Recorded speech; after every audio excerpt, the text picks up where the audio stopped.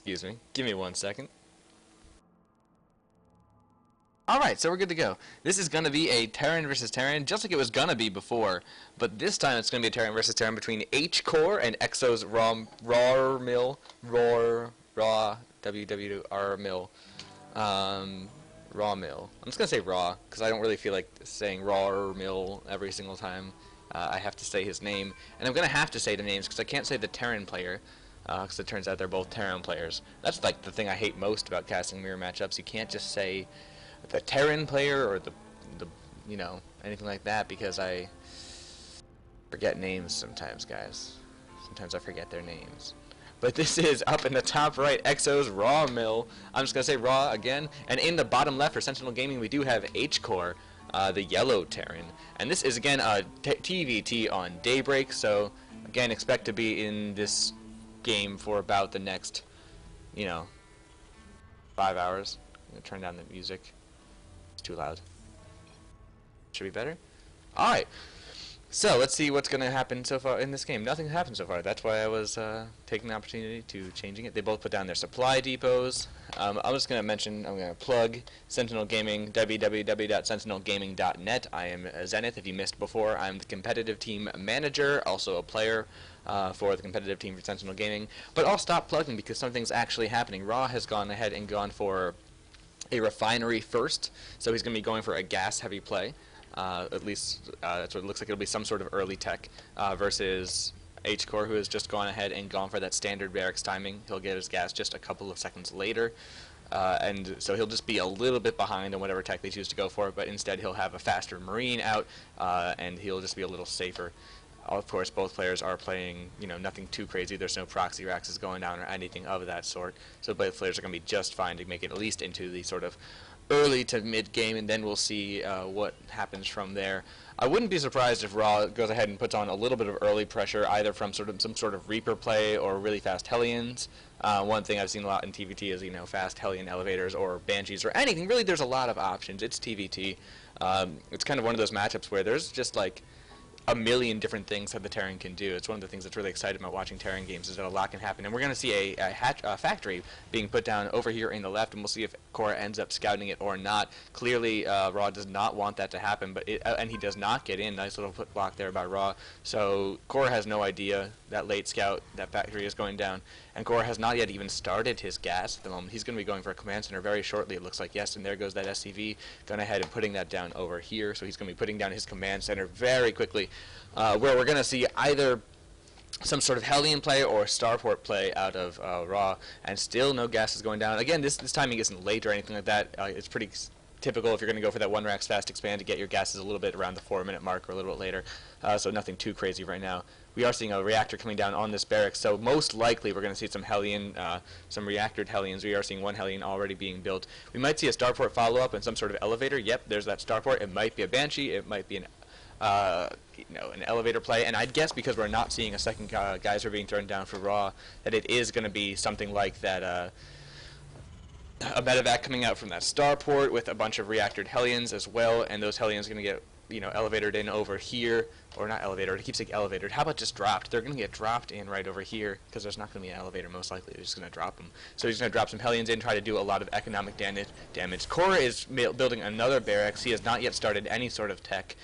He's just getting some Marines out on the field. And it turns out Marines are actually not that great against Hellions. You know, they're not that especially good.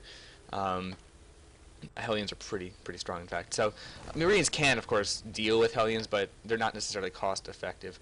And we'll see what happens. He's going to go ahead and finally put down the tech lab, and he's getting another barracks as well. So he's definitely going for a dedicated bio play, whereas Raw is getting out some Marines, some Hellions. It's not going to be reactored Hellions at all. In fact, it's going to be making a lot of Marines, a lot of Hellions, with a very fast starport timing as well. He is a little bit supply blocked, which is definitely unfortunate for him with this build. He wants to get these units out as quickly as possible. No bunkers as of yet going down for hGcHcore. I don't think he has any idea that this attack is coming. He has not scouted it. If you take a look at his vision, yeah, he has absolutely no idea what's coming out. He has this SCV patrolling or looking for any sort of proxied anything, but it doesn't really matter because these 3 Marines, they are not going to hold up to these 3 Hellions and Starport with a bunch of Marines. So Core could be in a lot of trouble here. He does have a sizable Marine count, but that medevac just makes it so strong for Raw right now. Now Core knows exactly what he's dealing with. He's going to be going ahead and getting a bunker out. Yep, exactly.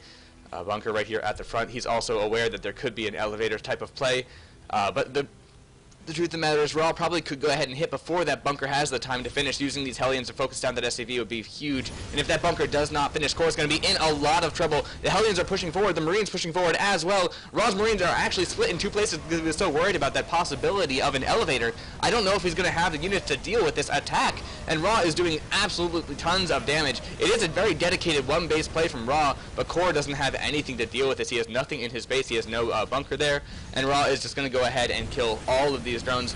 The orbital is going to be forced to lift off. He's going to be bringing up the supply depot as well. It doesn't even matter though. Raw could just go ahead and drop his guys into the base of his opponent, or he can just go ahead and focus down the supply depot and then make it up there as well. The SCVs are very late to pull off, and they don't get the repair down, and Core is in a lot of trouble here. Raw is already 10 supply up on his opponent, landing the Viking as well, which does get focused down immediately. And these Marines might actually be able to hold if he focuses down his opponent's Marines, but at what cost? Core has lost a lot of units, although he still has that second command center. So maybe if he's able to turn this away, he's not going to be in that bad of a shape, and he's focusing down that medevac. The medevac does fall, and Core actually defends pretty effectively. He doesn't lose his command center. He definitely lost some workers in that exchange.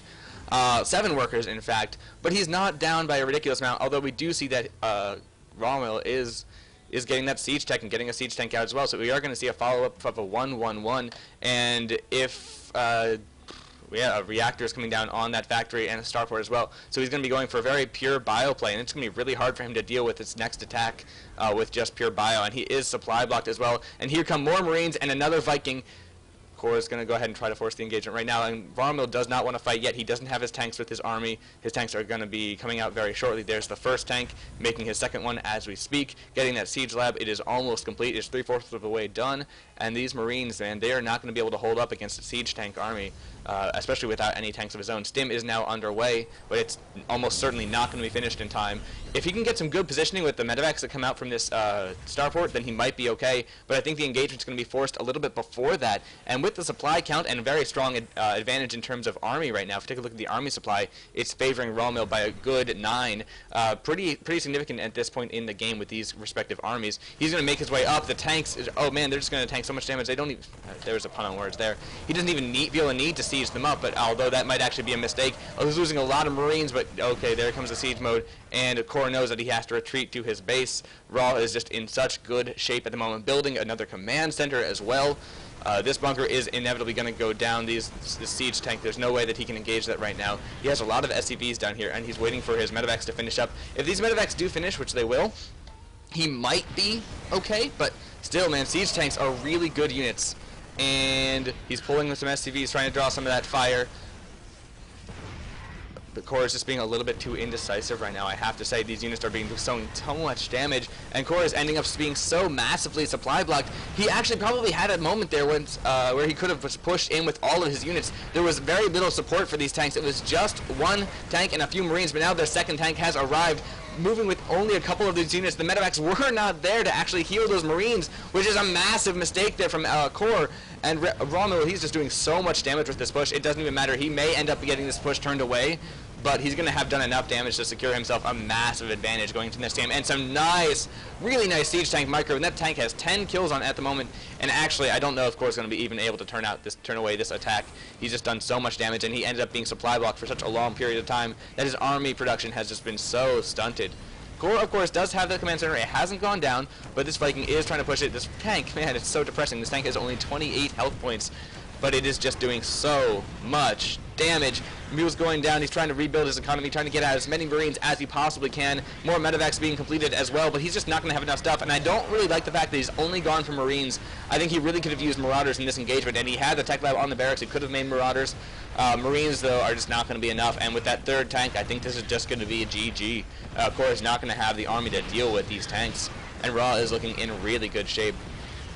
Core, I think, had a couple of times where he could have pressed an advantage against the opponent back when there was only one tank, but the more he waited, the more he was indecisive, the more xORawwwrmill's army just got absolutely out of control, and Core goes for a last-ditch effort at taking out his opponent's army. The tanks do go down, but the expense of all these SCVs, and this last tank does stand. There's another one behind it, in fact, and so it's just going to be too much here. Core is down to 18 supply to the 55 of xORawwwrmill, and that's going to absolutely be the game. His opponent is building a third command center as well, and these units might be all it takes to go ahead and force Core out of the game.